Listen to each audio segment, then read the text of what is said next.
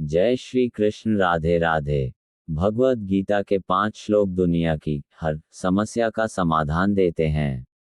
घर गीता लेख अंग्रेजी में ब्लॉग भगवद गीता के 5 श्लोक दुनिया की हर समस्या का समाधान देते हैं। हम सभी ने प्रसिद्ध उद्धरण हर समस्या का एक समाधान है के बारे में सुना है और हमें बस इसे पहचानने और इसे लागू करने की आवश्यकता है। समाधान भगवद गीता है, जो हिंदुओं का एक पवित्र ग्रंथ है, जो मनुष्य के अस्तित्व का कारण बताता है और उन सभी बाधाओं, जटिलताओं और उनके समाधानों पर ध्यान केंद्रित करता है जो एक व्यक्ति मनुष्य अपने अस्तित्व के लिए अनुभव करता है। भगवद गीता योद्धा अर्जुन और उनके सारथी भगवान कृष्ण के बीच संवाद का एक कथात्मक वर्णन है।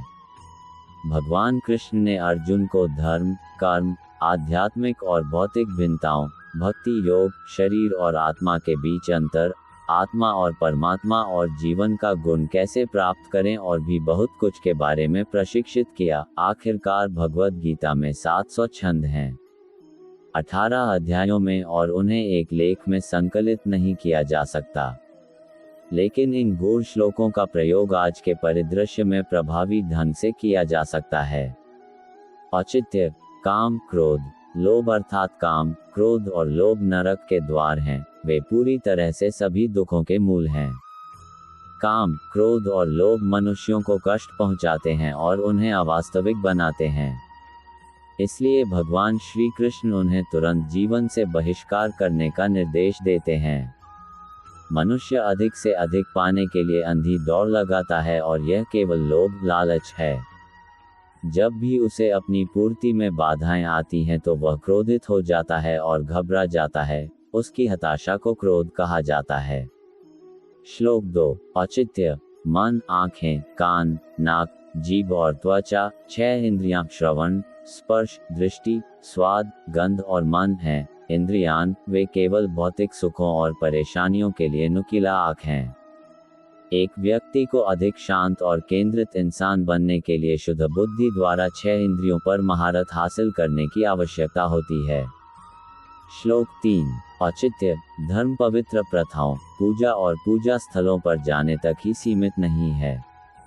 धर्म का अर्थ है एक सुरक्षित सामंजस्य स्थापित करने के लिए अपनी भूमिका को पूरी ईमानदारी और प्रयास के साथ निभाना। भौतिक वस्तुओं को प्राप्त करने के लिए कर्तव्य 24 तारांकन 7 काम नहीं कर रहे हैं। कर्तव्यों का अर्थ है आपकी प्रतिबद्धता, आपका विश्वास, आपकी भक्ति आदि। श्लोक 4। औचित्य। प्रत्येक मनुष्य सुख की आशा करता है और इसके लिए वह स्थानों, व्यक्तियों तथा समुदायों से दूर हो जाता है। लेकिन असली खुशी तो हमारे मन में होती है।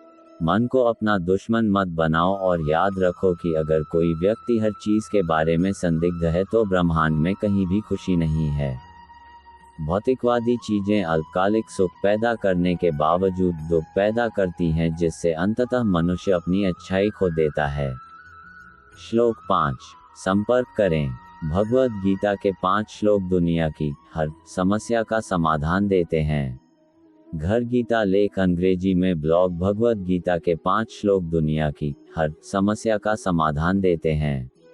भगवद गीता के श्लोक 1-3 व्यवस्थापक द्वारा अंग्रेजी में ब्लॉग गीता लेख 14 मई 2018। हम सभी ने प्रसिद्ध उद्धरण हर समस्या का एक समाधान है के बारे में सुना है और हमें बस इसे पहचानने और इसे लागू करने की आवश्यकता है। समाधान भगवद गीता है, जो हिंदुओं का एक पवित्र ग्रंथ है, जो मनुष्य के अस्तित्व का कारण बताता है और उन सभी बाधाओं, जटिलताओं और उनके समाधानों पर ध्यान केंद्रित करता है जो एक व्यक्ति मनुष्य अपने अस्तित्व के लिए अनुभव करता है। भगवद गीता योद्धा अर्जुन और उनके सारथी भगवान कृष्ण के बीच संवाद का एक कथात्मक वर्णन है। भगवान कृष्ण ने अर्जुन को धर्म, कर्म, आध्यात्मिक और भौतिक भिन्नताओं, भक्ति योग, शरीर और आत्मा के बीच अंतर, आत्मा और परमात्मा और जीवन का गुण कैसे प्राप्त करें और भी बहुत कुछ के बारे में प्रशिक्षित किया। आखिरकार भगवद गीता में 700 छंद हैं, 18 अध्यायों में, और उन्हें एक लेख में संकलित नहीं किया जा सकता। लेकिन इन गूढ़ श्लोकों का प्रयोग आज के परिदृश्य में प्रभावी ढंग से किया जा सकता है। छंद 1। त्रिविध नरकस्येदम द्वारा नाशनमात्मनः कामः क्रोधस्तथा लोभस्त्रमादेतत्रयम् त्यजेत। औचित्य: काम, क्रोध, लोभ अर्थात काम, क्रोध और लोभ नरक के द्वार हैं। वे पूरी तरह से सभी दुखों के मूल हैं। काम, क्रोध और लोभ मनुष्यों को कष्ट पहुंचाते हैं और उन्हें अवास्तविक बनाते हैं। इसलिए भगवान श्री कृष्ण उन्हें तुरंत जीवन से बहिष्कार करने का निर्देश देते हैं। मनुष्य अधिक से अधिक पाने के लिए अंधी दौड़ लगाता है और यह केवल लोभ, लालच है। जब भी उसे अपनी पूर्ति में बाधाएं आती हैं तो वह क्रोधित हो जाता है और घबरा जाता है। उसकी हताशा को क्रोध कहा जाता है। श्लोक 2। तानि सर्वाणि संयम्य युक्त आसीत् मत्परः वशे यस्येन्द्रियाणि तस्य प्रज्ञा प्रतिष्ठिता। औचित्य: मन, आँखें, कान, नाक, जीभ और त्वचा, 6 इंद्रियां श्रवण, स्पर्श, दृष्टि, स्वाद, गंध और मन हैं। इंद्रियान, वे केवल भौतिक सुखों और परेशानियों के लिए नुकीला आँख हैं। एक व्यक्ति को अधिक शांत और केंद्रित इंसान बनने के लिए शुद्ध बुद्धि द्वारा 6 इंद्रियों पर महारत हासिल करने की आवश्यकता होती है। श्लोक 3। योगस्थ कुरु कर्माणि संत्यक्त्वा धनंजय सिद्धयो समो भूत्वा समत्वम योग उच्यते। औचित्य: धर्म पवित्र प्रथाओं, पूजा और पूजा स्थलों पर जाने तक ही सीमित नहीं है। धर्म का अर्थ है एक सुरक्षित सामंजस्य स्थापित करने के लिए अपनी भूमिका को पूरी ईमानदारी और प्रयास के साथ निभाना। भौतिक वस्तुओं को प्राप्त करने के लिए कर्तव्य 24 तारांकन 7 काम नहीं कर रहे हैं। कर्तव्यों का अर्थ है आपकी प्रतिबद्धता, आपका विश्वास, आपकी भक्ति आदि। श्लोक 4। नास्ति बुद्धिर्युक्तस्य न चाक्तस्य भावना न चाभावयत् शांतिर्शान्तस्य कुत सुखम। औचित्य: प्रत्येक मनुष्य सुख की आशा करता है और इसके लिए वह स्थानों, व्यक्तियों तथा समुदायों से दूर हो जाता है। लेकिन असली खुशी तो हमारे मन में होती है। मन को अपना दुश्मन मत बनाओ और याद रखो कि अगर कोई व्यक्ति हर चीज के बारे में संदिग्ध है तो ब्रह्मांड में कहीं भी खुशी नहीं है। भौतिकवादी चीजें अल्पकालिक सुख पैदा करने के बावजूद दुख पैदा करती हैं, जिससे अंततः मनुष्य अपनी अच्छाई खो देता है। श्लोक 5। विहाय कामान्य कर्वान् पुमन् श्रुति निस्पृह अंधस्को निर्ममो निर्हंकार स शान्तिमधिगच्छति। औचित्य: मनुष्य को शांति प्राप्त करने के लिए अपने कर्तव्य का ठीक प्रकार से पालन करना आवश्यक है तथा इसके लिए उसे अपने मन से लोभ तथा अहंकार के दुखों को दूर करना होता है। परिणामों की चिंता करना और अपना कर्तव्य न निभाना मूर्खता है। कर्तव्य की भावना भविष्य में कभी पछतावा नहीं देगी। दूसरों के कर्तव्यों का पालन करने की अपेक्षा अपने स्वयं के कर्तव्यों का पालन करना बेहतर है।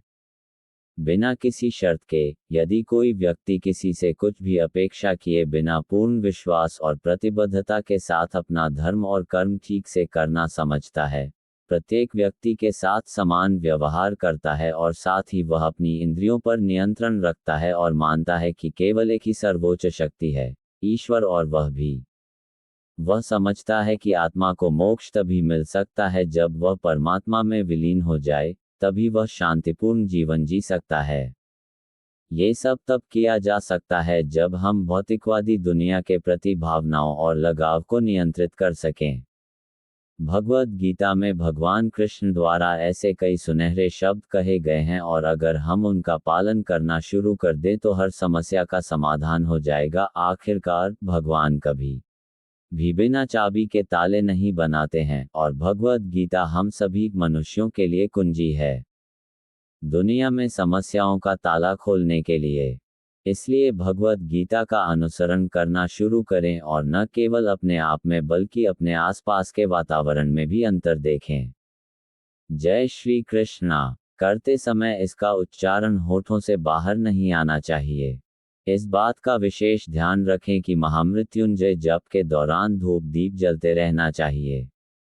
इस मंत्र का जप केवल रुद्राक्ष की माला से ही करें। माला को गौमुखी में रखकर उससे जप करें और जप पूरा हो जाने के बाद माला गौमुखी से बाहर निकालें। इस मंत्र का जप उसी जगह पर करें जहां पर भगवान शिव की मूर्ति, प्रतिमा या महामृत्युंजय यंत्र रखा हो। इस मंत्र का जप हमेशा पूर्व दिशा की ओर मुख करके ही करें और जितने भी दिन का ये जप हो उतने दिन तक मांसाहार का सेवन न करें। महामृत्युंजय मंत्र की जप संख्या। अगर आपको किसी भय या डर से छुटकारा पाना है तो इसके लिए महामृत्युंजय मंत्र का 1100 बार जप करना चाहिए। लंबे समय से पीड़ित रोगी को रोग से मुक्ति दिलाने के लिए 11,000 बार इस मंत्र का जाप करना चाहिए।